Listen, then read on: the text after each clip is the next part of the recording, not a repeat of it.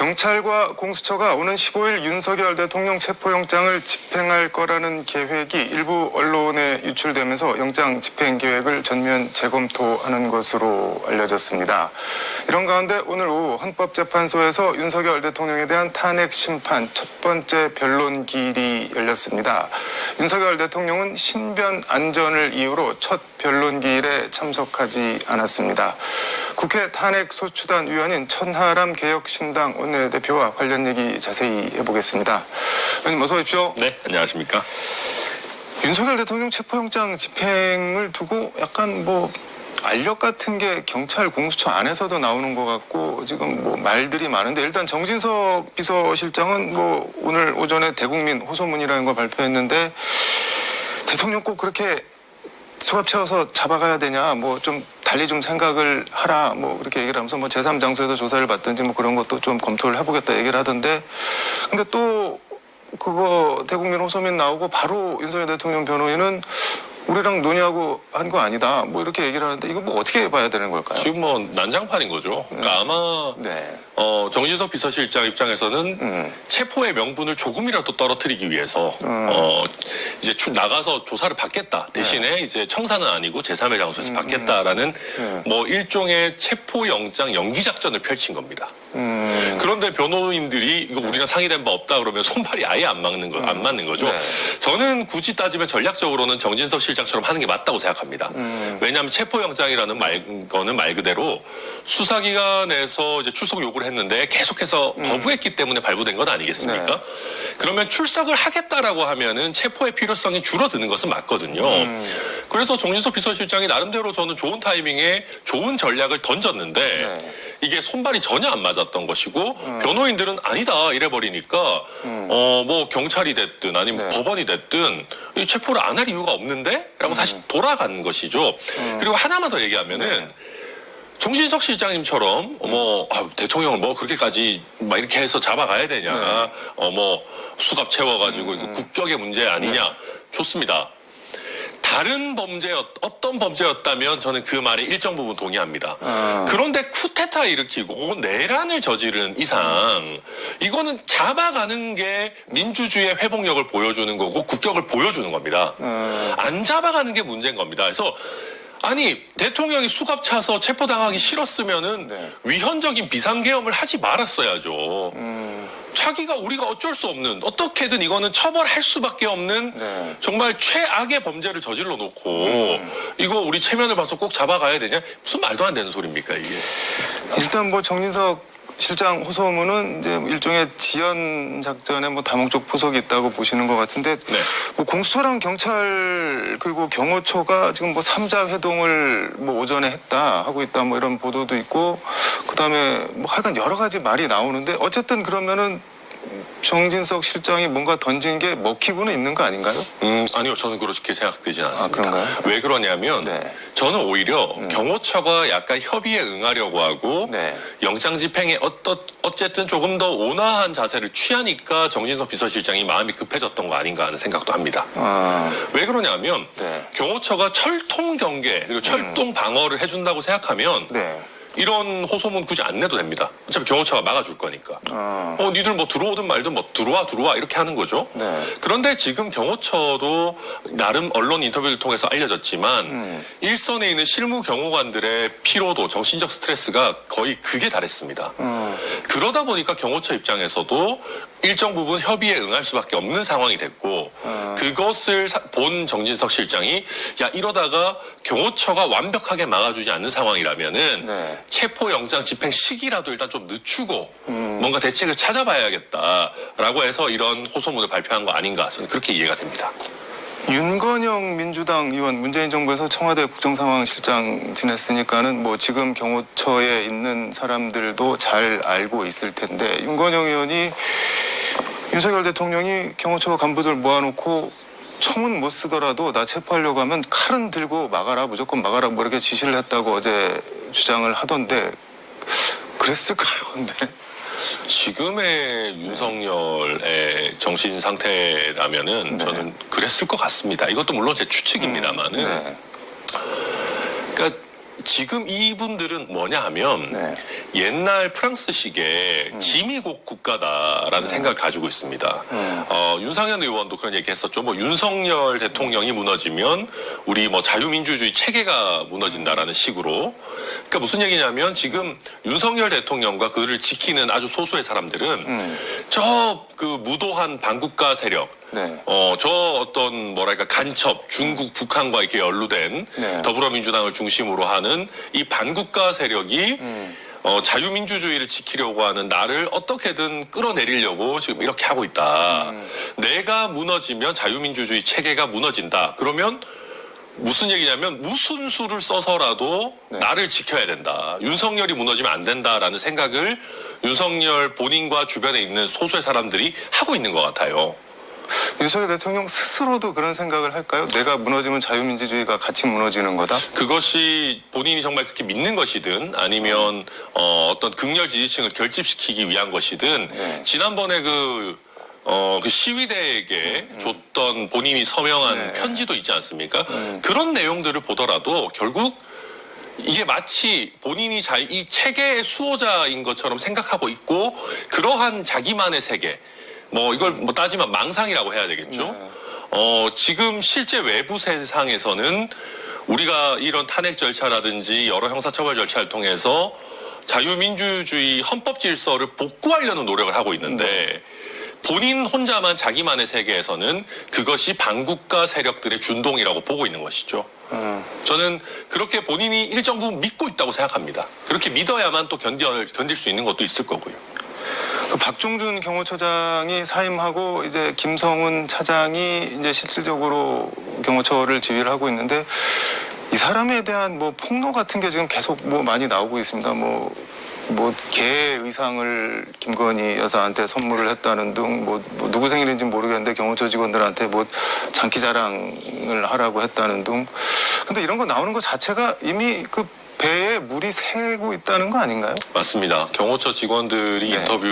언론 인터뷰에 뭐 비실명 조치를 한다 하더라도 응하고 또 이런 경호처 내부 사정들이 새어 나오고 하는 거는 네. 이미 배에 구멍이 나서 네. 날만큼 날대로 지금 나서 지금 배가 거의 저는 침몰하기 직전이다. 경호처라는 배도 네. 그렇게 보여지고요. 그러니까 뭐 글쎄요, 뭐 이런 소문 하나하나 다 알 수는 없지만 네. 예전에 어쨌든 유력 언론, 주요 언론에서도 이 지금 김성훈 차장이 김건희 여사 생일이었던 것 같은데요, 아마. 그때 뭐 차량에 네. 풍선을 이렇게 트렁크에 실어가지고 이벤트를 했다, 뭐 이런 것들이 단독 기사로 보도되고 했던 것은 봤습니다. 그래서 그런 것들은 어쨌든 기존 언론에도 소개됐던 것들이기 때문에 뭐 그것이 사실이라고 한다면 이런 다른 이벤트성, 심기 경호 같은 것들도 하지 않았나라고 생각이 들고요. 이게 저는 어떤 의미에서 문제의 본질이라고도 봅니다. 왜냐하면 경호처는 그 경호 대상자의 신변의 안전을 지키는 겁니다. 네. 근데 심기 경호는 대상이 아니에요. 잘 한번 보십시오. 만약에 대통령이 공수처에 가서 내지는 경찰이나 우리 교도소에서 운영하는 교정시설에 구치가 된다고 합시다. 신변에 어떤 위험이 생깁니까? 안 생기죠. 우리나라 교도소는 무슨 그런 다른 어떤 좀 민주주의 법치주의 수준이 낮은 나라처럼 위험하지 않고 우리나라 구치시설은 굉장히 안전합니다. 특히나 독방에 아마 계시게 될 것이고 그 구금시설조차도 경호처가 미리 다 스캔을 할 겁니다. 네. 그러면 윤석열 대통령이 감옥에 가지 않도록 막는 것은 신변의 위협을 보호하는 것이 아니고 네. 심기 경호를 하는 거거든요. 그렇잖아요. 근데 심기 경호는 애당초 경호처의 임무 범위가 아닙니다. 심기 경호라는 말은 전두환 장세동 이후 처음 들어보는 것 같은데. 그런데 지금 이런 식으로 이벤트 하는 사람들이 잘 나가고 그리고 사실은 구금시설로 이동하더라도 신변에 어떠한 위험도 생기지 않는 상황에서 체포영장 집행에 경호처가 극렬해서 인간 방어막이 되고 이것은 심기 경호의 영역이고 그냥 이 경호 대상자를 법에 따라 경호하는 것이 아니라 말 그대로 주군처럼 모시는 것이거든요. 이거는 굉장히 민주주의 사회에서 사실 맞지 않는 일이죠. 안전한 걸로 따지면은 구치소 독방에 가 계시는 게 세상에서 제일 안전할 거다. 굉장히 뭐 그렇게 안전합니다. 네. 근데 김성훈 차장 이 사람은 원래 경호처에서 주특기가 통신이었는데 그 통신이 최고위직까지 올라가기는 사실 쉽지가 않은데 뭐 다른 재주는 확실히 있기는 있는 모양인 것 같습니다. 네, 그래서 심기경호 이야기가 계속 나오는 것 같습니다. 그 윤석열 탄핵 심판 헌재 공개 변론이 시작이 됐는데 일단 대통령은 신변 안전 말씀하신 신변 안전을 이유로 불출석을 했는데 어떻게 보시나요? 그러니까 이것도 이제 제가 윤석열 대통령을 이해하는 데 있어서 제일 핵심 키워드는 방구석 여포라고 생각합니다. 방구석 여포. 네. 그러니까 본인이 편안한 환경에서는 뭐 내가 뭐라도 하고 뭐 다 책임지고 정치적인 뭐 법적인 책임 뭐 다 지겠다. 헌재에도 내가 직접 출석해가지고 네. 변론하겠다라고 따뜻한 자기 방안 아니면 기자회견장 안에서는 뭐든 합니다. 최근에 무슨 LA 산불 난 거에 대해서도 SNS 쓰고 그러잖아요. 그러니까 자기가 편한 환경에서는 대통령 노릇이든 뭐 어떤 상남자 노릇이든 다 하는 방구석 여포입니다. 근데 막상 이것을 본인이 편하지 않은 환경에 나가서 실천을 해야 될 때는 그걸 못하는 거죠. 한번 보십시오. 네. 경호처에 경호를 받는다고 하면은 헌재에 왜 못 나옵니까? 아마 경찰이나 공수처도 헌법재판소에 있는 사람을 헌법재판소로 출동해서 체포하는 거는 쉽지 않을 겁니다. 왜냐하면 그거는 헌재 경내에 들어와야 되는 것이고 이거는 헌법재판소의 동의 없이는 아마 못할 겁니다. 뭐 이동 중에 탈취할 수도 있다 뭐 이런 걱정을 하는 거 아닌가요? 뭐 그럴 수는 있겠죠. 뭐 그런 걱정 일정 부분 한다면은 뭐 그거는 일리가 있네요. 저도 잘못 생각했습니다. 그러나 한번 보십시오. 본인이 그렇게 직접 나가서 변론을 하겠다라고 했고 최근에 무슨 얘기했어요? 내란죄를 뺐기 때문에 이거 탄핵 심판 자체가 성립을 하지 않고 80% 정도 사유가 없어졌다. 굉장히 자신만만하게 얘기하지 않았습니까? 만약에 이 주장이 사실이라면 대통령이 왜 직접 나와서 국민들이 보는 앞에서 카메라가 찍는 앞에서 엄청난 득점을 왜 하지 않습니까? 그렇잖아요. 이게 정말 사실이고 80%의 탄핵 심판 사유를 날려버릴 수 있다면은 경호상 위험을 일정 부분 감수하더라도 나와야죠. 근데 이걸 안 나온다는 얘기는 자기들도 이 얘기가 말이 안 된다는 걸 아는 겁니다. 그래서 헌법재판관이 실제로 여기에 대해서 질문 답변을 유도했을 때 이게 이상하게 자기들 논리가 깨진다라는 걸 아는 거거든요. 그래서 결과적으로 쫄아서 못 나오는 거고 경호상 이유 이런 것들은 저는 일정 부분 핑계일 것이다. 기본적으로 자기가 편안한 환경에서 벗어나서 다른 사람의 어떤 비판을 받거나 평가를 받거나 논쟁을 하는 것을 못 견뎌 하는 것 같습니다.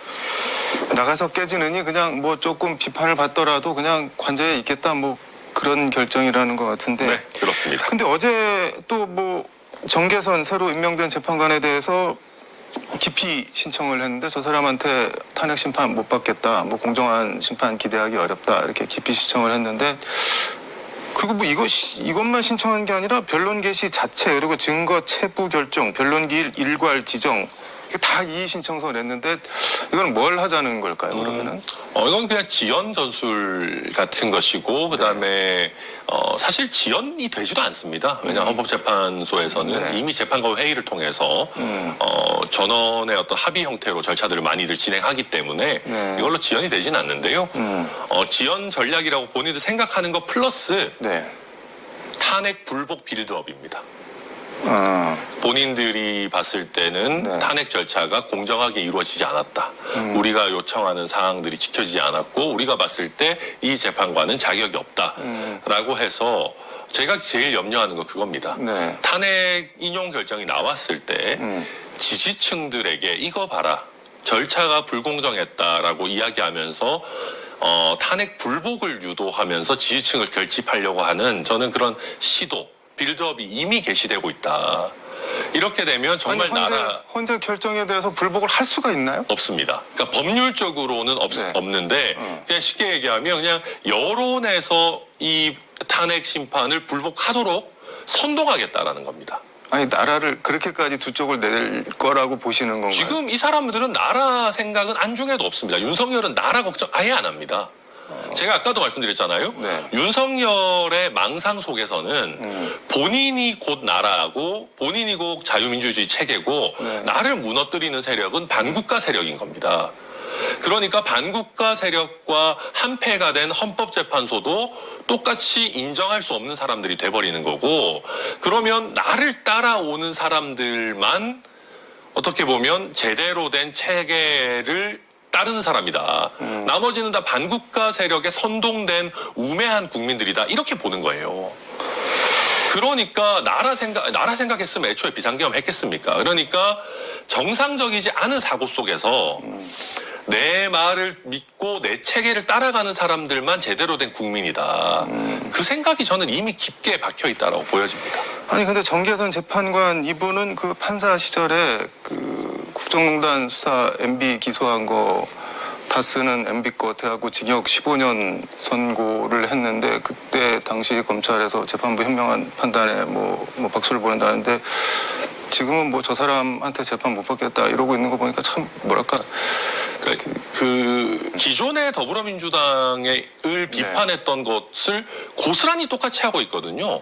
내로남불 중에 내로남불입니다. 그래서 저는 이런 게 걱정입니다. 저는 국민의힘이라는 정당이 앞으로 정상적으로 어떻게 보면 정상적으로 돌아갈 수 있는 주요한 가치들을 다 잃어버렸다. 이번 사건을 계기로 해서.